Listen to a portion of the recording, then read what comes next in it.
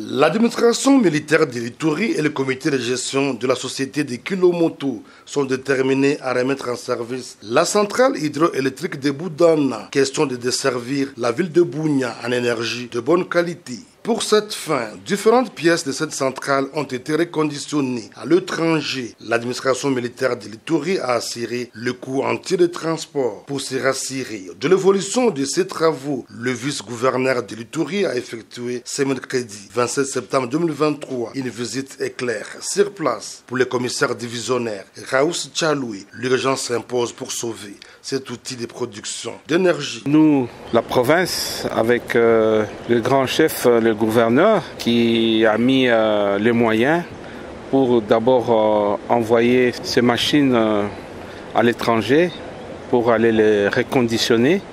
Et là maintenant, nous allons passer à la deuxième phase. Et là, nous demanderons au niveau national pour qu'ils nous viennent aussi en aide pour que le travail aille plus vite. Le directeur de l'électroquimo, l'ingénieur Dieudonné Nguiti, parle de la prochaine étape de la remise en condition de cette centrale. Une machine qui tourne, les deux autres sont en arrêt, ainsi que les pièces qui ont été acheminées à Kampala pour la réhabilitation, et ces pièces sont rentrées. Donc d'ici là, les travaux vont commencer de remontage afin de mettre opérationnelle la première machine.